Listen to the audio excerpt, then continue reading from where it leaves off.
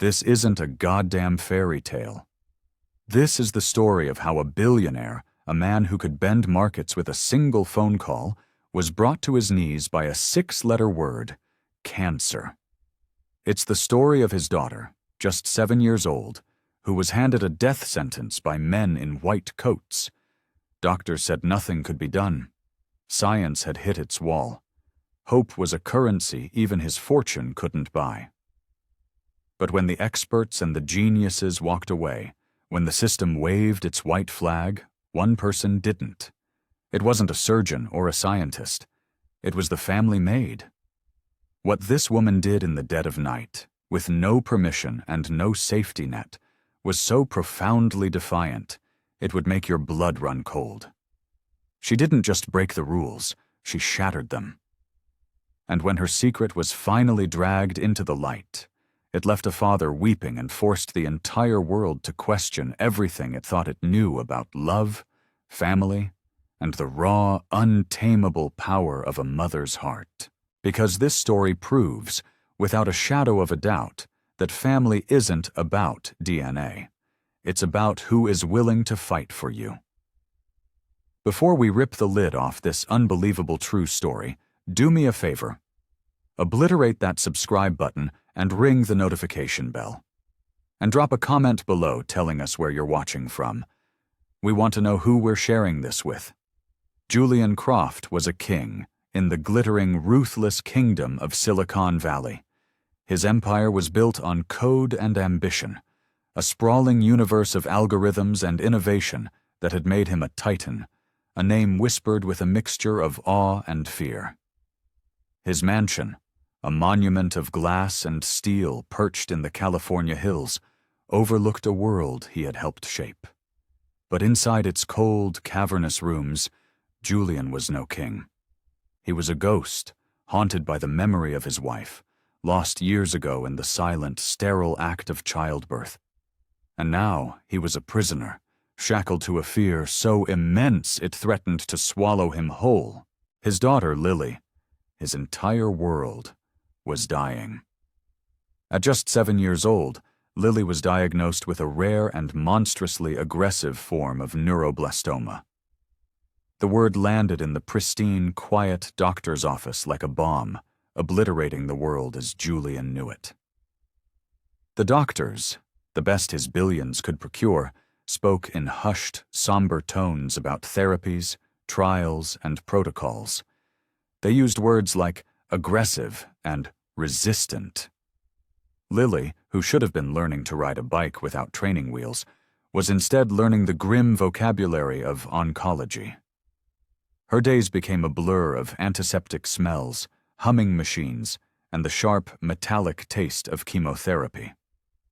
Julian poured his fortune into the fight like a man trying to extinguish a forest fire with champagne. He flew in specialists from every corner of the globe. He funded private research labs. He threw money at any experimental treatment, any whisper of a cure, no matter how remote, but the cancer was a relentless beast, a dark tide that laughed at his wealth and consumed his daughter piece by piece. The treatments ravaged her small body.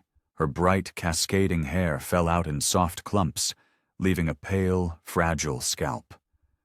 Her once boundless energy evaporated, replaced by a profound weariness that settled deep in her bones. The hospital became their second home, its sterile white walls a constant reminder of their losing battle. Julian tried to remain a pillar of strength for Lily, but inside he was crumbling. Guilt was a cancer of its own, eating away at his soul. He had lost his wife bringing Lily into the world, and now he was losing Lily to the world. Was he cursed? Was this some cruel cosmic retribution for his success? He'd sit by her bedside for hours, the titan of tech reduced to a helpless father, watching cartoons and reading stories, his voice a low murmur trying to drown out the steady, mocking beep of the heart monitor. He wanted to freeze time, to hoard every last precious second, but time was the one commodity he couldn't buy. Lily had never known her mother. save for a single photograph that stood on a marble mantelpiece in their cavernous living room. It was a picture of a radiant woman, her hands cradling a pregnant belly, a smile of pure anticipation on her face. Julian would tell Lily stories about her kindness, her laughter, how they met, how desperately they had wanted her. In her healthier days, Lily would trace the woman's face with her tiny finger and ask questions, her voice full of a gentle curiosity. She wished she could have just one hug. But as the illness tightened its grip, the questions became fewer. Her body grew weaker, her world shrinking to the confines of her hospital bed. Yet, even in the depths of her pain, she possessed a resilience that baffled everyone. She would smile at a nurse's silly joke, or her eyes would light up when her father smuggled in her favorite ice cream. She fought, not with anger, but with a quiet, stubborn grace. Then came the day the fight ended. The medical team convened with Julian in a sterile conference room. The head oncologist, a man with tired eyes who had seen too much, delivered the final, brutal verdict. There was nothing more they could do. The cancer had metastasized, invading her vital organs with a terrifying speed. Her small body was no longer responding. They gave her 3 months, maybe less. The words didn't register at first. Julian felt a strange numbness, a cold void opening up inside him. 3 months? How do you condense a lifetime of first days of school, graduations, weddings, and grandchildren into 3 months? He asked if there was anything at all, they had missed. The doctor just shook his head, his expression a mask of professional sorrow. They had exhausted all options. That night, Julian sat in the dim light of Lily's hospital room, watching the slow, rhythmic rise and fall of her chest. He fought back tears, the raw, guttural sobs of a man utterly broken. He thought of all the memories they would never make. But when Lily woke the next morning, her eyes clear and her voice a soft whisper, she didn't ask why she was sick. She didn't ask if she was going to die. She looked up at her father, her gaze steady and serious, and asked a single, simple question. "Can I have a birthday party?" Julian was floored. Her birthday was a few weeks away. A party seemed like a cruel joke in the face of their reality. But Lily explained that she had never had a real one, not with balloons and a big cake and all her friends from school. She wanted to wear a beautiful dress and dance, a flicker of her old spirit, a stubborn spark of life refusing to be extinguished. Julian nodded, his throat tight with emotion, and promised her the best party the world had ever seen. That very day, he began to make the calls. The hospital staff, his friends, the school, everyone rallied. If Lily wanted a party, she would get a party. Julian was determined to give her one perfect day, a small island of joy in an ocean of sorrow, a day unmarred by pain or fear.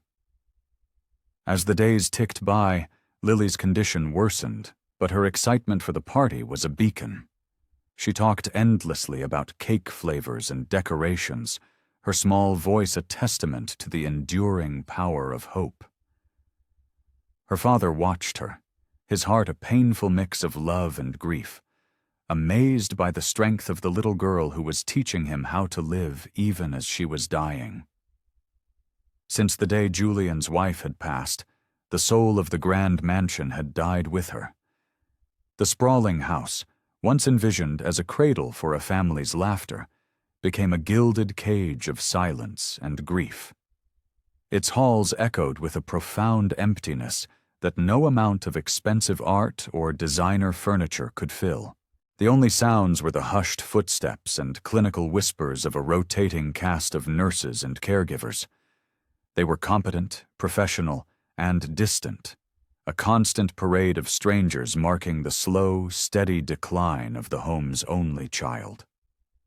They came, they administered medicine, they left. No one truly stayed. except for one person. Elena. Elena had been hired when Lily was just an infant, a quiet woman with sorrow in her eyes, brought in to manage the housekeeping in the wake of tragedy. But her role quickly bled beyond the lines of her job description. In the vacuum of a mother's absence and a father's grief, Elena became an anchor. She was the one who fed the crying baby in the dead of night, who rocked her to sleep with softly sung lullabies from a country Julian had never visited. She wasn't just staff. She was a constant, a steady, unwavering presence in a world of flux. As Lily grew from an infant to a toddler, Elena became her shadow, her confidant, her world. She was there to tie her shoes, to braid her hair, to wipe away tears after a scraped knee. When nightmares clawed at Lily in the dark, it was Elena who would sit by her bed, her hand a warm, comforting weight, until the monsters receded. The bond between them grew silently, organically, a deep root system taking hold in the barren soil of the Croft household. Julian saw it, but he was a man adrift in his own ocean of work and loss, and he did nothing to stop it. He couldn't. Elena was filling a void he didn't have the emotional capacity to face. For Lily, Elena was not the help. One day, at the age of 4, Lily looked up at Elena with the simple, unvarnished truth of a child and called her Mama E. The name wasn't taught or suggested. It was earned. It bloomed from a place of pure love and trust. And it stuck. Mama E, can I have more juice? Mama E, will you read me a story? Elena never corrected her.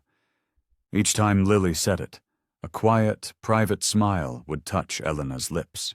It was a balm on a wound she rarely acknowledged. Elena carried her own ghosts. Buried deep within her was the searing memory of a younger sister, lost to a feverish illness in a village where poverty was a death sentence. Their family couldn't afford the medicine, the doctors, the hope. Elena had watched, helpless, as her sister faded away. That memory was a permanent scar on her heart, and with it came a silent, solemn vow. If she ever had the chance to care for another sick child, she would pour every ounce of her being into protecting them, into loving them. Lily became the living embodiment of that vow. Tending to her wasn't a job. It was a sacred mission, a chance at redemption for a failure that was never her fault. Even as the professional caregivers came and went, Elena remained. She was the one holding Lily's hand during the painful needle pricks, the one wiping her tears during frightening scans.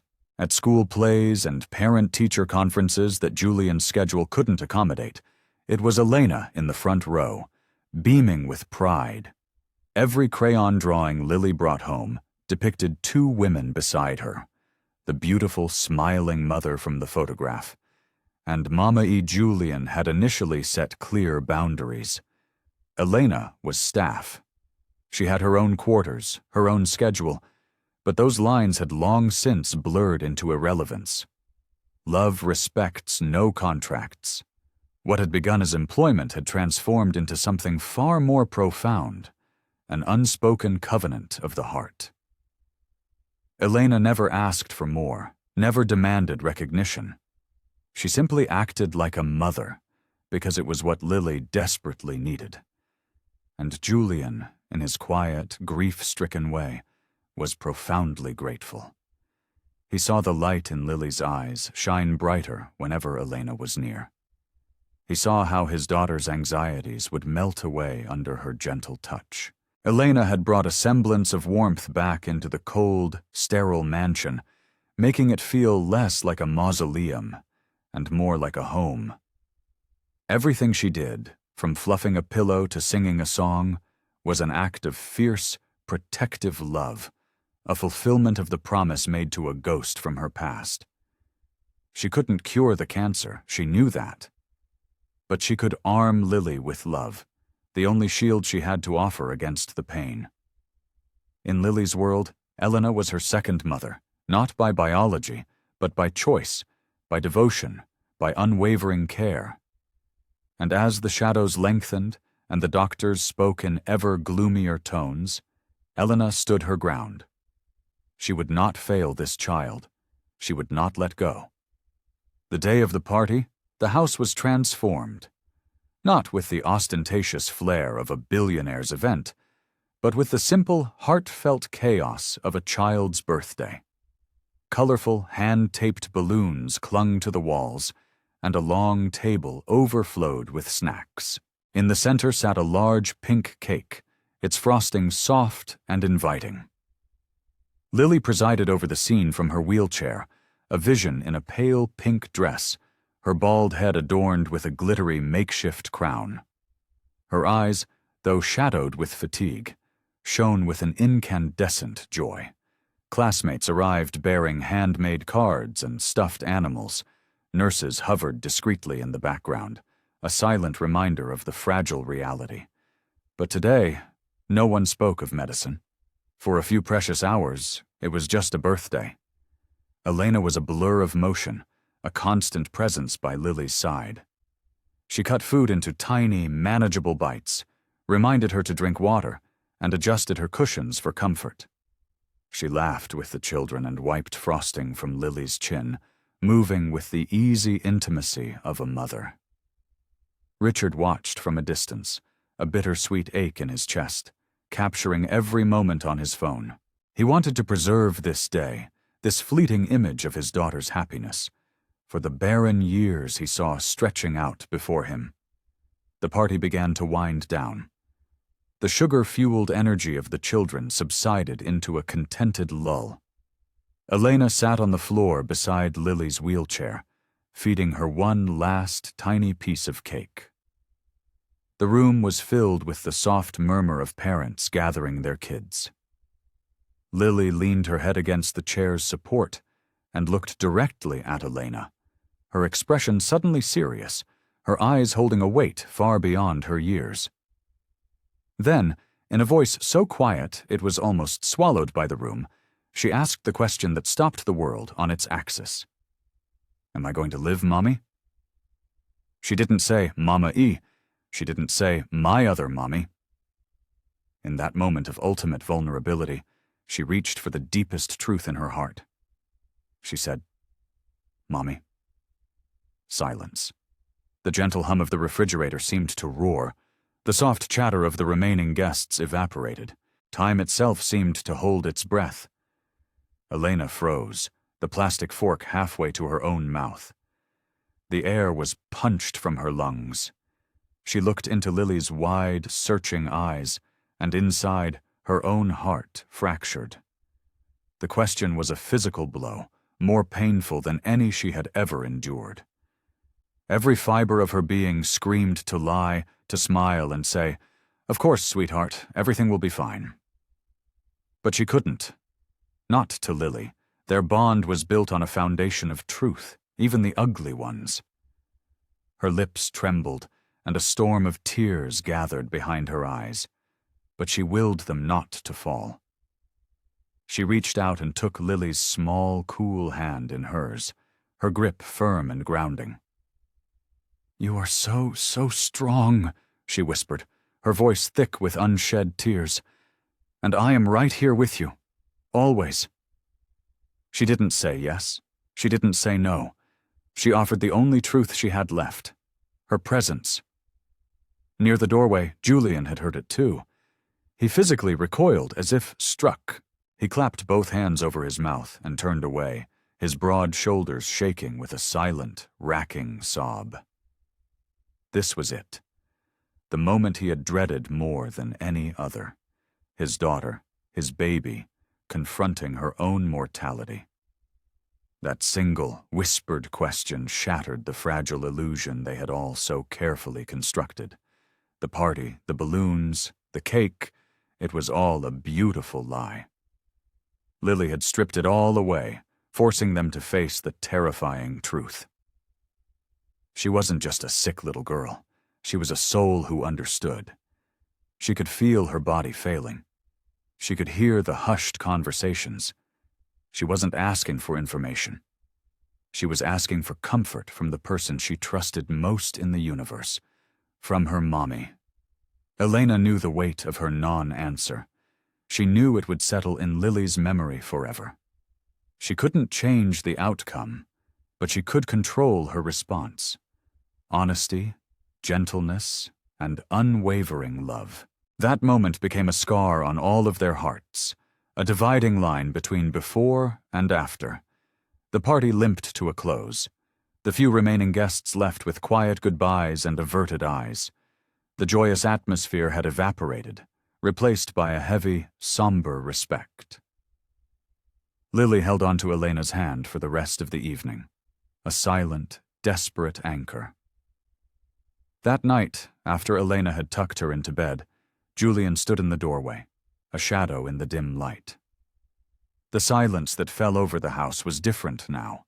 It wasn't empty. It was full of the weight of a question that had no answer, the moment when everything stopped being a performance and became terrifyingly, heartbreakingly real. Sleep was an impossibility for Elena that night. The question echoed in the cavernous silence of her room, a relentless, heartbreaking refrain. Am I going to live, Mommy?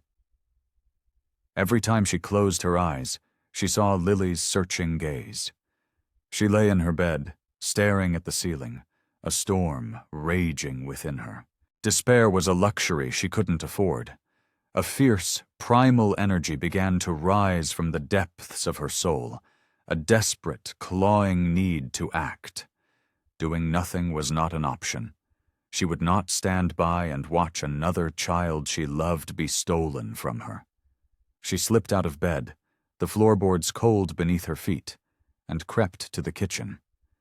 Fueled by stale coffee and raw determination, she retrieved an old, dusty laptop from a drawer and began to search. Her fingers flew across the keyboard, typing frantic queries. Experimental cancer treatments, pediatric clinical trials, last resort therapies. She fell down a rabbit hole of medical journals and heartbreaking family blogs. Hours bled into one another. As dawn threatened to break, her search took a sharp turn. She began reading about organ transplantation, specifically living donor liver transplants. The articles were dense, filled with medical jargon, but one fact stood out. In extremely rare cases, a portion of a healthy liver could be transplanted to save a patient whose own was failing. The cancer had spread aggressively to Lily's liver, making it the epicenter of her body's collapse. The procedure was perilous for the donor and required a near-perfect biological match. Blood type, tissue enzymes, a host of genetic markers. It was a long shot, typically only viable between immediate family members. Elena knew she shared no blood with Lily, but a stubborn, illogical voice in her heart urged her on. She found a private clinic a few towns over that performed compatibility testing.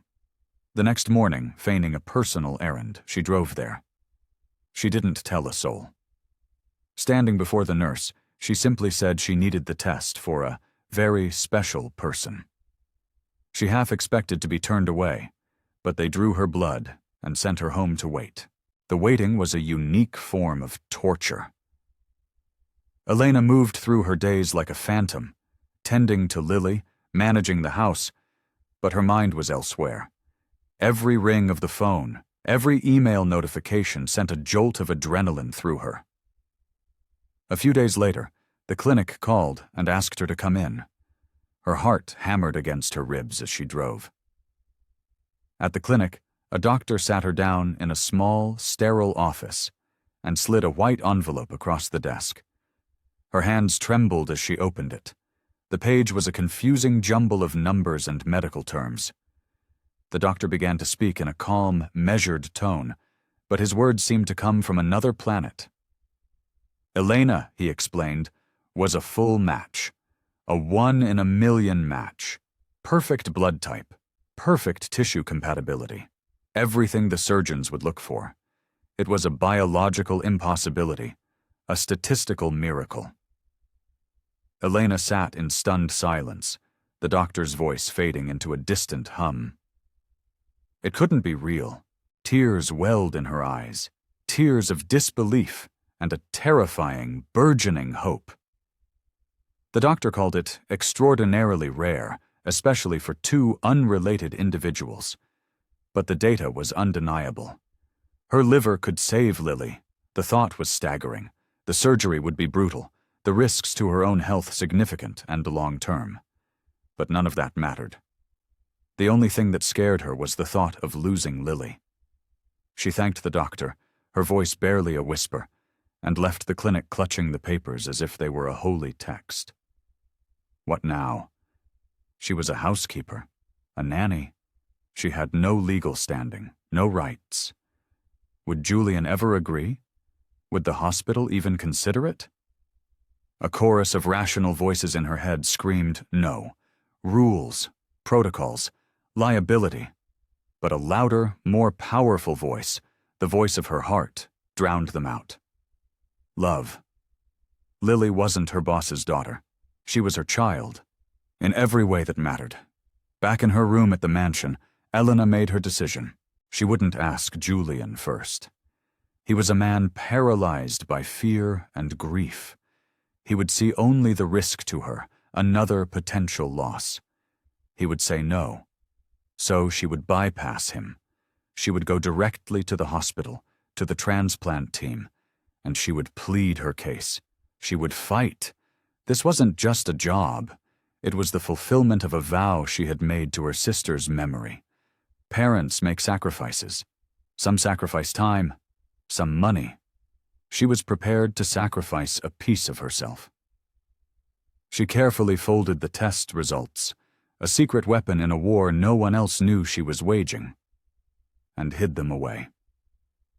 Looking at a small, framed photo of Lily on her nightstand, she whispered a promise into the quiet room. "I'm not going to let you go, not without a fight." In her heart, the impossible had just become the only path forward. The hospital office was cold and impersonal, a stark contrast to the fire burning in Elena's chest. She sat across a polished table from two stern-faced doctors and the hospital administrator, the envelope with her miraculous test results laid out before them. With a trembling voice, she told them everything. Her years caring for Lily, the secret test, the impossible match. She explained that she wanted nothing in return, no money, no recognition. She just wanted to give Lily a chance to live. Before she could finish, they cut her off. The answer was a flat, unequivocal no. Hospital policy, they explained with cold clinical detachment, strictly prohibited non-related living donations. The legal and ethical risks were too great. It didn't matter that she loved Lily like her own. It didn't matter that Lily called her mommy. Rules were rules. Elena was dumbfounded. She tried again, her voice cracking with desperation, pleading with them to understand that this was not about employment. It was about family. They were unmoved. They were sorry, they said, but their hands were tied. It could cost them their licenses. Defeated and heartbroken, she returned to the mansion and confessed everything to Julian. He stared at her, his face a mask of disbelief that quickly morphed into terror. His voice was a choked whisper when he finally spoke. "Don't ever bring this up again, Elena, please. I already lost my wife. I can't lose you too. You're all she has." He wasn't thinking like a father desperate to save his child. He was thinking like a widower terrified of more loss. He saw her not as a savior, but as another person he could lose. He told her it wasn't her fight. But he was wrong. It was her fight. The promise she had made to her sister all those years ago was a sacred debt, and now she had the means to pay it. If the system wouldn't help her, if the man she worked for was blinded by his own fear, then she would find another way. She would go around them all. That night, Elena returned to the dim glow of her laptop. This time her search was different. She looked beyond the borders of the United States, typing in keywords like living donor transplant no legal relation. international pediatric surgery, and compassionate medical exceptions. For hours, she waded through a sea of dead ends. Then she found it. A small private clinic nestled in the Swiss Alps, renowned for taking on the most complex and desperate cases the rest of the medical world had abandoned. She filled out their online contact form, her hands shaking as she attached a scanned copy of her test results. She poured her heart out in the message box, telling them her story, Lily's story, her desperate plea. She hit send and prepared for days, maybe weeks, of silence. The reply came the next morning. It was from the clinic's director, a Dr. Eris Thorne. He had read her message. He wanted to speak with her immediately. From the privacy of her bedroom, using a cracked smartphone propped against a stack of books, Elena had a video call that would change everything. Dr. Thorne was a kind-faced man with weary eyes that held a deep well of empathy. He listened to her entire story without interruption. When she finished, he was silent for a long moment. Then he told her something that made her realize she had found the one person on Earth who might understand. Years ago, he had lost his own young son to a rare disease while waiting for a bureaucratic committee to approve an experimental treatment. The approval came 2 days after his son died. Since that day, he had dedicated his life to a single principle: humanity before policy. He told Elena that if she understood the risks and was willing to proceed, he would perform the surgery. Her legal status, her job title, none of it mattered to him. He would help them, but it would have to be done in absolute secrecy to avoid an international legal firestorm. Elena agreed without a second's hesitation. She didn't ask about the cost or the logistics. She would find a way. Dr. Thorne promised to handle the arrangements on his end. The surgery would be a monumental risk. She could suffer complications. She could die. But the alternative, watching Lily fade away while knowing she held the key to her survival, was a fate far worse than death. She didn't tell Julian. She knew he would try to stop her. This was no longer a request for permission. It was a declaration, a mother's choice. She began to plan in secret, a quiet revolutionary plotting the rescue of her child. She would need all of her courage, all of her savings, and a hell of a lot of luck. But looking at the photo of Lily, a fierce certainty settled in her heart. She was going to do this, no matter what. The opportunity came when Julian was scheduled for a week-long tech summit in Tokyo. It was the window Elena had been praying for. The plan, meticulously crafted in whispered phone calls and encrypted emails with Dr. Thorne's team, was set in motion. On the second day of Julian's trip, Elena packed 2 small bags. She informed the household staff that she was taking Lily to a private wellness retreat in the mountains, a story plausible enough not to raise alarms. A nurse who had become a trusted confidant, one of the few who had seen the depth of Elena's love, helped arrange for a private car to the airport. The long flight to Geneva was a blur of tension and prayer. Lily, frail and weary, slept for most of the journey, trusting Elena completely. They were met at the airport not by a welcoming committee, but by a discreet medical transport team that whisked them away to a private wing of the clinic. They were checked in under assumed names, every detail handled with the precision of a covert operation. The final medical checks were run. The surgery was scheduled for the following morning. That night, Elena sat by Lily's bed, watching the child's peaceful, sleeping face, her heart a tangled knot of love and terror. Lily still didn't know the full extent of what was about to happen, only that Mama E had a plan to help her. Before the first light of dawn, Elena wrote a short, simple letter, folded it, and tucked it deep inside the worn teddy bear Lily never slept without. It read, "My sweet girl, if I don't wake up, always remember that Mama E said yes. I said yes to you. It was her last will and testament, a final declaration of her love. Her mind was strangely calm. She was ready. As the sun rose over the Alps, the clinic moved with quiet efficiency. Lily was wheeled into one operating theater, Elena into another, just down the hall. Dr. Thorne himself oversaw both procedures. The plan was a symphony of timing and skill.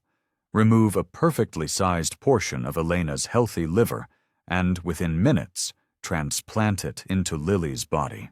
The silence in the operating rooms was absolute, broken only by the steady beep of monitors and the calm, concise instructions of the surgeons. Thousands of miles away, in a sleek Tokyo conference room, Julian Croft was closing a multi-billion-dollar deal when his phone vibrated with an unknown Swiss number. He almost ignored it. Something made him answer. The voice on the other end was calm, professional, and utterly world-shattering. "Mr. Croft, your daughter Lily is currently in surgery at our facility in Geneva." Julian shot up from his chair so fast it crashed to the floor.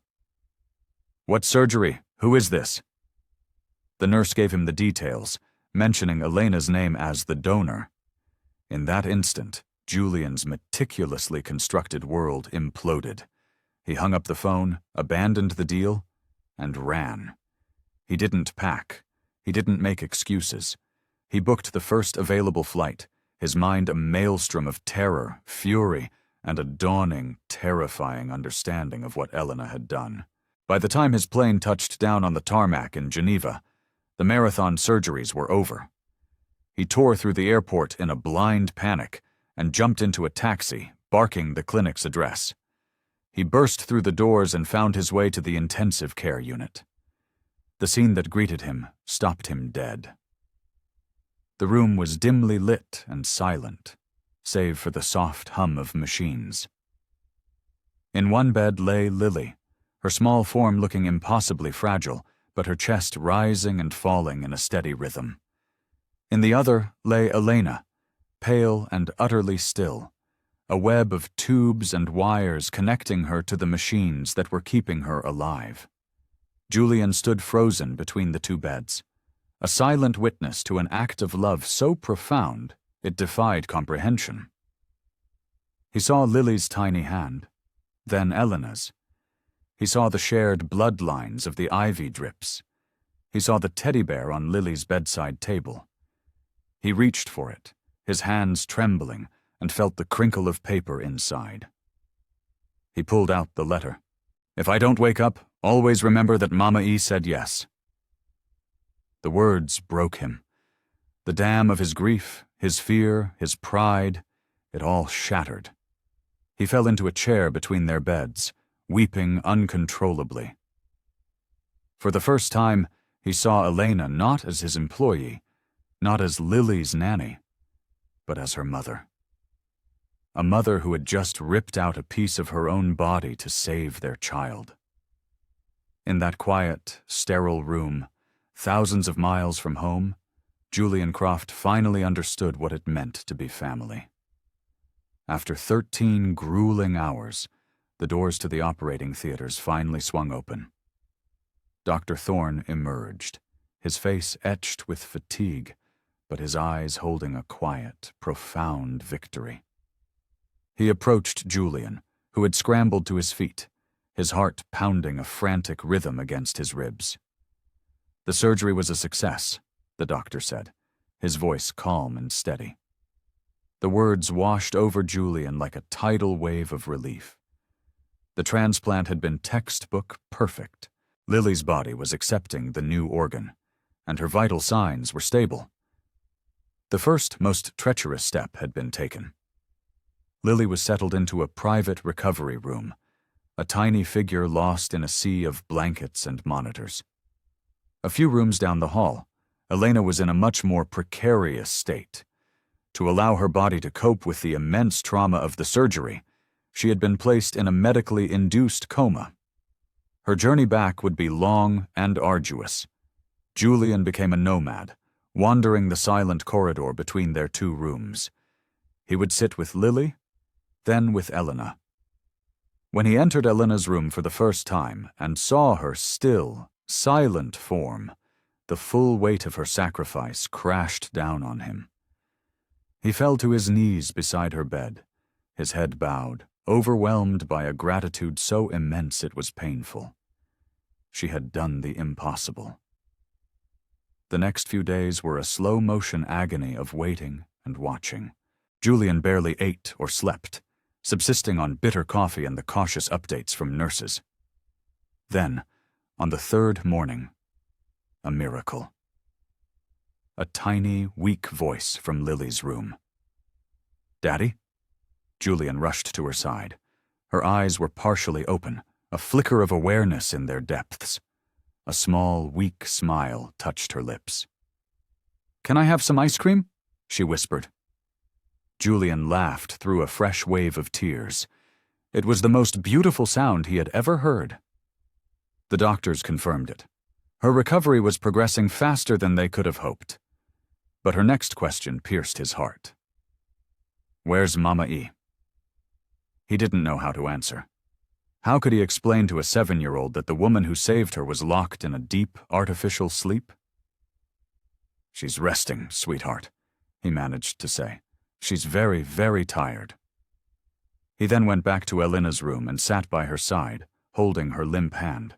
He spoke to her for hours, telling her about Lily's smile, about her asking for ice cream, about how she was asking for her. He thanked her again and again, his voice raw with emotion, hoping that somewhere in the depths of her unconsciousness she could hear him. Word of what had happened began to leak out. A nurse told a friend, who told a journalist. The story was too incredible to stay secret for long. A caregiver, a non-relative, donating an organ to her employer's child in a clandestine overseas surgery. It was the stuff of headlines. The story started as a local whisper in Geneva, then exploded onto the international stage. It was a story of love, defiance, and the failure of a rigid medical system. The hospital in California that had rejected Elena was now facing a firestorm of public outrage. Nurses at the Swiss clinic began to speak of what they had witnessed, not just a medical procedure, but a transcendent act of love. Lily was getting stronger by the hour, sitting up, eating small meals, her laughter slowly returning. But she asked for Elena every day. "Is she awake yet?" The question hung in the air, a constant reminder that their journey was only half over. The world was now watching, waiting for the second miracle. Not just the recovery of the child, but the awakening of the woman who had become her mother in every sense of the word. The tragedy was slowly, miraculously transforming into a triumph. 5 agonizing days after the surgery, it happened. Elena's eyelids fluttered. She blinked slowly, her mind struggling to pierce the thick fog of unconsciousness. The room swam into focus, and the first thing she saw brought a surge of emotion so powerful it felt like a physical shock. Standing by her bed, wearing a silly paper crown a nurse had made for her, was Lily. Her smile was blinding. "Mama E," the little girl said, her voice clear and strong. "I'm alive." Tears streamed down Elena's face. She tried to speak, but only a choked sob escaped. It was too much. The fear, the pain, the impossible gamble. It had all led to this moment. They had both made it. They were here. Nurses rushed in, their faces breaking into relieved smiles. The doctor followed, his kind eyes crinkling at the corners. He explained that the surgery was a resounding success. Her recovery would be slow, but the worst was behind her. Lily had been a faithful vigil keeper, spending hours each day by Elena's silent bedside, drawing pictures and chattering away to her. Now, seeing her awake, she was ecstatic. "I told everyone you were just taking a long nap," she announced proudly. Elena, too weak to hug her, reached out a trembling hand. Lily clasped it in both of hers, her small hands a warm, life-affirming anchor. Later that day, even more extraordinary news arrived. The doctors had been running tests, monitoring not just the new liver, but its effect on the rest of Lily's body. The results were stunning. The cancer, once an unstoppable force, was in retreat. The healthy, new liver was not just filtering toxins, it was supercharging Lily's system, allowing the chemotherapy, which had previously been ineffective, to finally do its job. It was a medical marvel, a cascading miracle. Lily still had a long fight ahead, but for the first time, victory seemed possible. That evening, Julian came into Elena's room alone. He held the letter she had written, its edges now soft and worn from being read so many times. He sat in the chair beside her bed, his gaze full of a reverence she had never seen before. "You saved her," he said, his voice thick with emotion. "You saved the only thing in my life that matters. How can I ever thank you?" Elena just blinked away fresh tears. She had never wanted thanks. She had only wanted Lily. Julian began to talk, not as her employer, but as a father, as a partner in this strange, new family they had forged. The story, now a global sensation, took on a life of its own. News channels ran segments calling Elena a hero, the nanny who gave a piece of her soul to save a child. The media descended on the clinic, hoping for an interview, a photograph. But Elena wanted none of it. She asked the staff to ensure her privacy. Her mission was complete. Every time a nurse mentioned her newfound fame, she would shake her head. "I don't want to be famous," she'd whisper. "I just want her to be alive." For Elena, the miracle wasn't the headlines or the global attention. It was watching Lily eat a bowl of soup. It was hearing her laugh at a cartoon. It was seeing the color return to her cheeks. That was her reward. The fight was far from over, but the future, once a terrifying black hole, now held a glimmer of light. And in the quiet of the hospital room, as Elena held Lily's hand, a profound peace settled over her. This was enough. This was everything.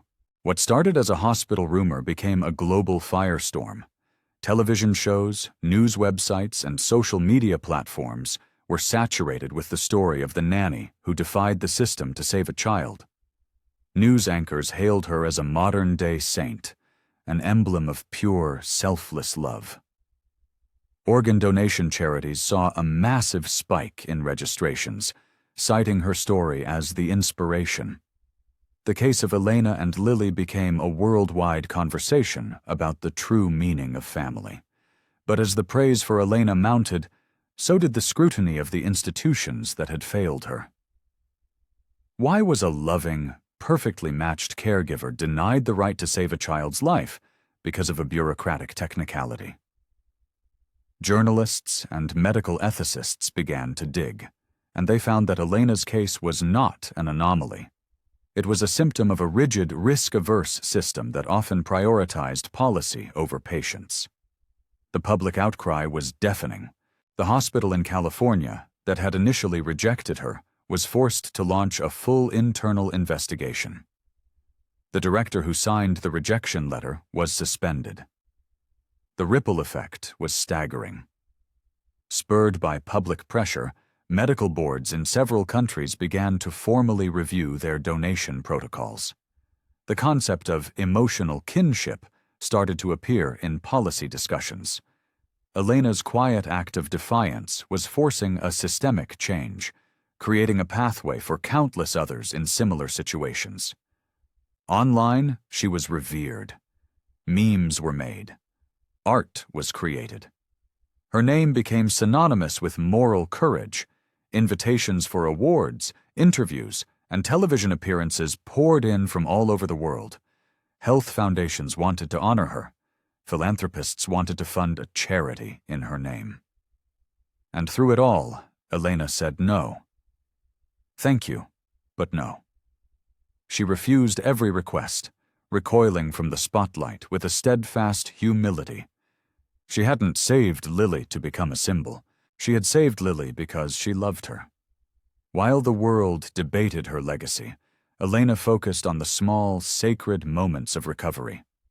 She helped Lily with her physical therapy. They took short, slow walks in the clinic's garden. They painted, they sang silly songs, they simply existed together, relishing every normal, boring, beautiful moment. Lily's strength returned day by day. Her laugh grew louder, her energy more vibrant. Julian, a man transformed, handled the media storm. He set up a foundation to support non-traditional organ donors, but he fiercely protected Elena's privacy. The cold, distant billionaire was gone, replaced by an attentive, present father. The mansion he had once rattled around in alone was finally starting to feel like a home, waiting for its family to return. One day, he showed Elena an email from a prestigious international medical foundation. They wanted to present her with their highest humanitarian award at a gala in her honor. It was a chance, he said, to inspire millions. Elena smiled, a gentle, knowing smile. "I'm honored," she said softly, "but I've already received my reward." She glanced across the room, where Lily was meticulously coloring in a picture book. "She's alive. That's all I ever wanted." Julian didn't press her. He understood. The world could have the story. They could build monuments and hand out medals. Elena's monument was standing right there, humming a little song as she chose a blue crayon. To the world, she was a hero, a selfless icon. But the only title she had ever cared about was Mama E. She had waged a silent war against death and bureaucracy, and she had won. Her prize wasn't fame or fortune. It was the simple, profound peace of knowing that the little girl who called her mom was safe, was happy, was growing. And that was a love that needed no audience. It only needed to be lived. 1 year later, the living room of the mansion was unrecognizable. Gone was the sterile silence, replaced by the joyful chaos of a child's birthday party. Balloons bobbed against the high ceilings, and colorful hand-drawn pictures were taped to the walls. In the center of the room, on a table laden with treats, sat a large cake with 8 glowing candles.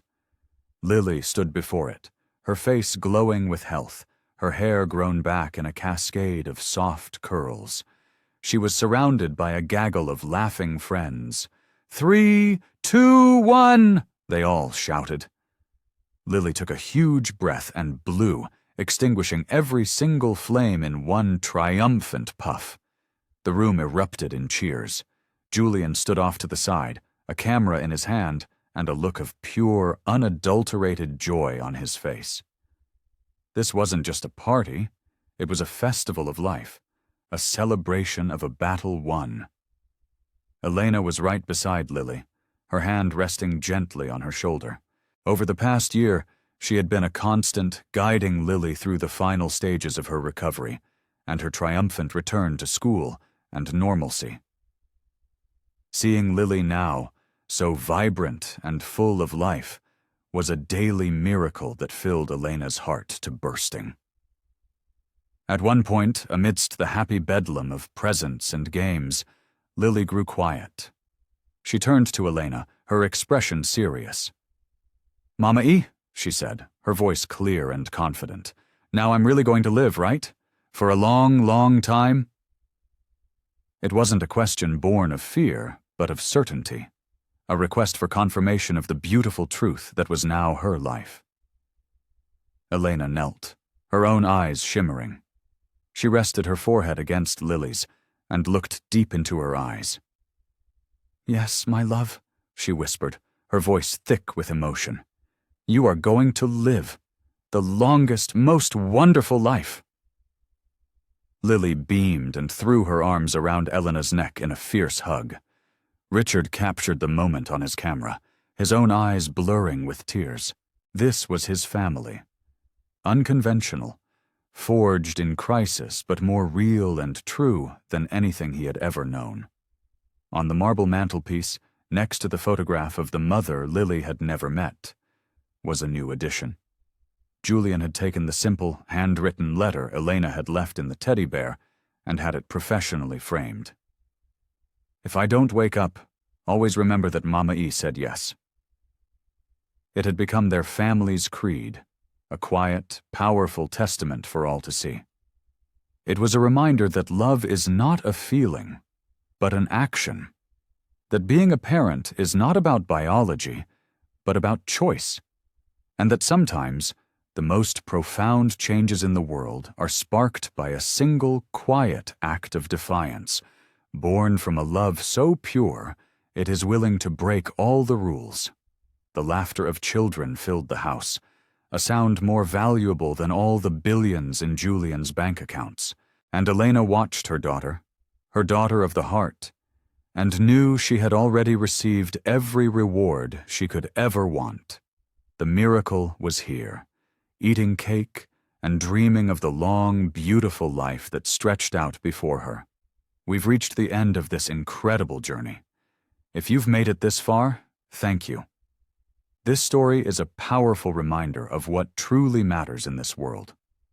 What part of this story hit you the hardest? Let me know in the comments below. And please don't forget to subscribe to the channel and like this video so we can continue to bring you stories that matter. Until next time.